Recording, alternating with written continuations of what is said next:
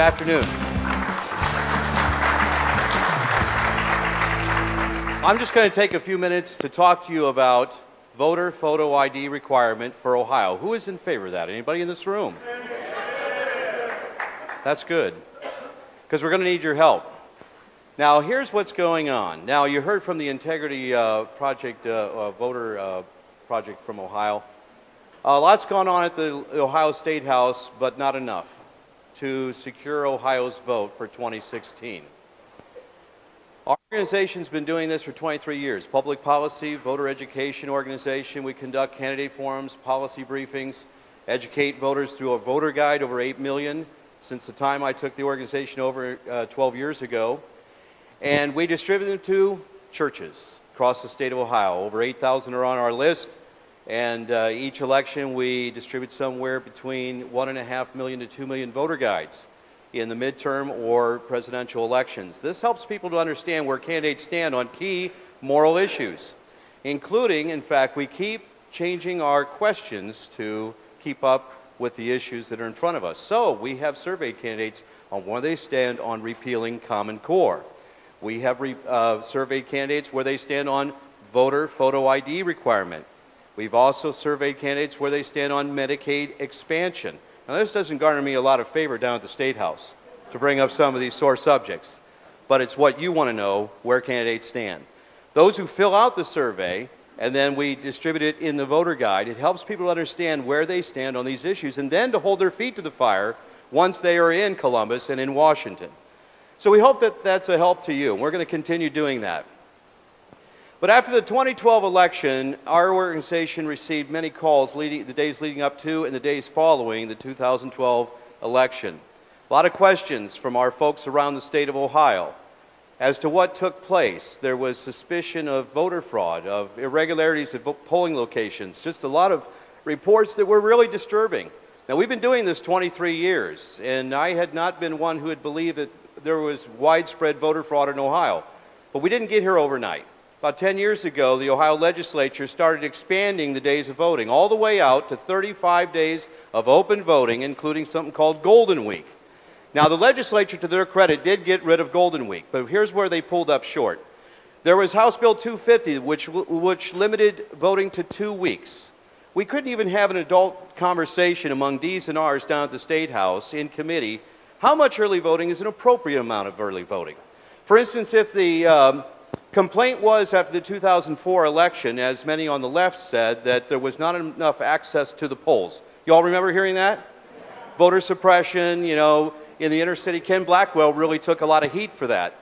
But the fact of the matter is, more people voted in the 2004 election that have voted since, okay? Now, she's giving me something that says 2 minutes. This is a lengthy subject, okay? I'm going to do my best, all right? But here's the thing. That's why I don't have a PowerPoint here, too, because it's like, okay, you got 2 minutes. All right. Anyways. I am telling you as a fellow Ohioan, as a fellow patriot, I have no confidence in our election system going into 2016 where we stand right now. Our folks all across the state of Ohio, we conducted a 15-month citizens audit of boards of election on November 6, 2012, pulling poll workers' notes. How many poll workers are in this room? Raise your hand. Now, you know what I'm talking about. You make the notes, right? It's a diary of the day of what took place, and we started categorizing those problems and also took sworn statements. Secretary of State called me after the November election as we put out a statement statewide, and he said, Chris, what's going on? I said, John, we're getting a lot of reports. We're going to track them down. We're going to find out what happened out there. He said, well, I'm going to need sworn statements. I'm going to need affidavits. I said, you'll get them.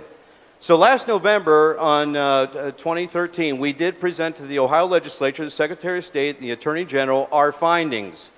The media was very interesting. One of the things they kept questioning us about is those 3 days. Remember the federal judge that put in the Saturday, Sunday, and Monday for the Tuesday election? Yeah, which also, by the way, led to chaos across the state of Ohio because there was no time to rectify the poll books before the Tuesday election. This is the way they want it. The more confusion, the better for them, all right? So what happens after the legislature? Andy, you're there. You voted for that. State Representative Andy Brenner's here. Have you been recognized yet? Stand up. State Representative Andy Brenner.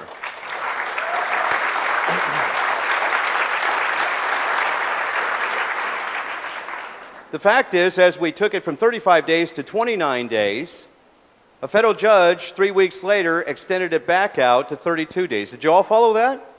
He threw it back on there. By the way, a federal judge that was appointed by Bill Clinton. Do you see where this is going, folks? Now, what do we need to do? Well, voter photo ID requirement, an initiated statute petition effort. Rather than a constitutional amendment, and our backs are against the wall, we have about 10 days to raise enough funding for the legal cost, and we're going to have Jim Bopp in Indiana. Everybody know Jim Bopp over there? He's one of the nation's top Federal Election Commission attorneys. He's ready to go. We're going to have him do the writ. It's going to be patterned after the Indiana law, which has already been upheld by the U.S. Supreme Court. A voter photo ID law that includes a provision anyone at or below the poverty level will receive a free photo ID at any BMV. Also, it will have a religious exemption for those who cannot have their photography taken, such as the Amish, which, by the way, our folks register Amish and they do vote. Okay, so we've tried to cover all the bases here. Here's where we're going to need your help. By the time this thing gets done and out the gate and over to the Attorney General, back over to the Secretary of State for the count on the first 1,000, then it goes, then they clear us to be able to collect our 115,000 signatures. And you can guess where I'm going with this. We're probably going to have about 3.5 months to collect 50,000 signatures a month to get the 115,000 bonded over to the legislature. Then they have 4 months to respond to the new General Assembly. If they don't, we have the option to put it on the ballot in 2015 by securing another 150,000 signatures, somewhere around 263,000 to put it on the ballot in 2015. It's the only way I know to get voter photo ID requirements secured for Ohio in advance of the 2016 election. I've already met with the governor's people. I've met with the Speaker of the House twice. He's a good friend. I like him. Don't agree with him on all the things that went on there, but he said, hey, that poll's at 70%. Absolutely, it polls at 70% nationwide. A Fox News poll of just a month ago said 89% of Republicans, 66% of independents, 55% of Democrats, and a majority of African Americans all support voter photo ID requirement. Don't let anybody tell you the otherwise, okay? Here's what we're going to do. You're going to get an announcement. We will have a sign-up sheet in the back. I'm going to throw a table up there. Come by, sign up if you'd like to get a petition once they're ready. And pray for us. All right, this is going to be this is all of us. We're going to have to do this. We're not getting any help from the Republican establishment. They don't want to touch this. They're tired of being called racist and suppressionist, okay, when it comes to the vote. But no one's going to say that about us. The fact of the matter is we're a nonpartisan organization, okay? The Ohio Christian Alliance, a nonpartisan voter education organization. No one has hurled that complaint at me as of today. The point is they know we're nonpartisan. They know we're very serious about this. And we're going to get it done for Ohio. This is the way I know to secure our vote for 2016. I do not want to lose this thing to fraud in 2016 by a few thousand votes. Anybody in this room want to do that? All right. Thank you. Thank you so much.